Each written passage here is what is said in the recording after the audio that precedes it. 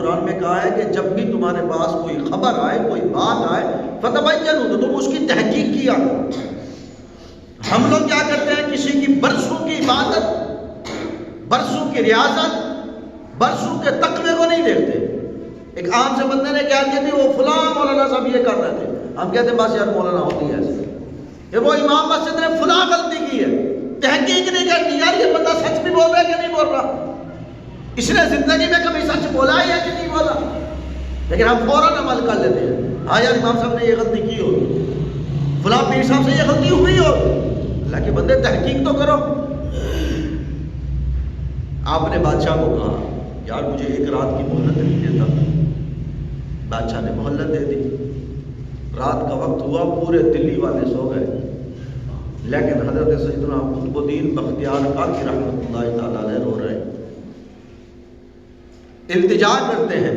اس وقت خواجہ معین الدین چشتی اجمیری رحمۃ اللہ تعالیٰ علیہ حیات تھے، التجا کرتے ہیں پیر صاحب میں کوئی اکیلا تو نہیں ہوں، میں کوئی لاوارث تو نہیں ہوں، میں اپنے شوق سے تو نہیں آیا، ادھر بھی میں آیا ہوں تو تیرے حکم پر آیا ہوں، میں تنہا تو نہیں ہوں، میں لاوارث تو نہیں ہوں۔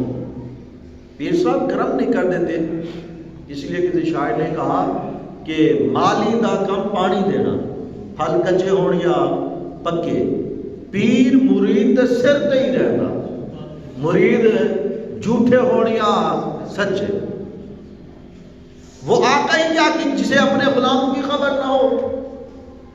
آپ یہ استغاثہ کرتے کرتے سو گئے، خواب میں معین الدین چشتی اجمیری تشریف لائے، کہا بیٹے میں آ رہا ہوں، میرا انتظار کرنا۔ صبح ہوئی، عدالت لگی تو آپ نے کہا کہ میرے پیر صاحب آ رہے ہیں، وہی فیصلہ کریں گے۔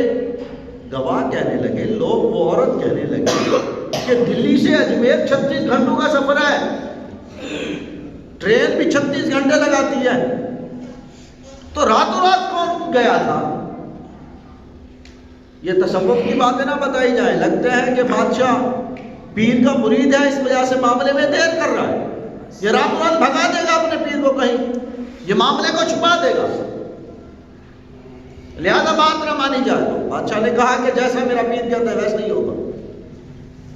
مجلس برخاست ہو گئی تیسرے دن کے لیے، تیسرا دن مغرب کے وقت کا ٹائم ہے، اعلان ہوا ہے کہ مغرب کے ٹائم فیصلہ ہوگا۔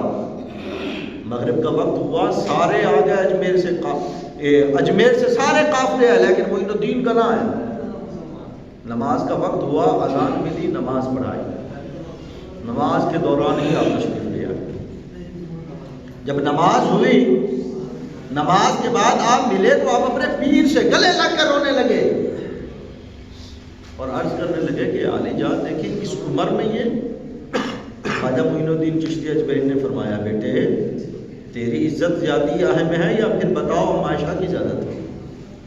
تہمتیں تو ان پر بھی لگی، تو زیادہ پاکیزہ ہے یا یوسف علیہ السلام زیادہ پاکیزہ تھے؟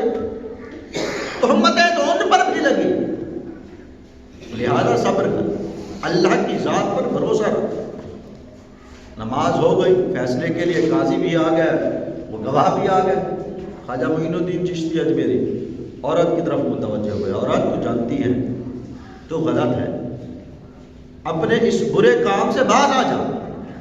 وہ کہنے لگی عالیجہ کیسی بات کر رہے ہو، اس نے میری عزت تعطیل کی ہے۔ گواہوں کی طرف متوجہ ہوئے، چند پیسوں کے لیے بکے ہو تم مسلمان ہو، مسلمانوں والا کام کرو۔ عالیجہ ہم نے اپنی آنکھوں سے دیکھا ہے۔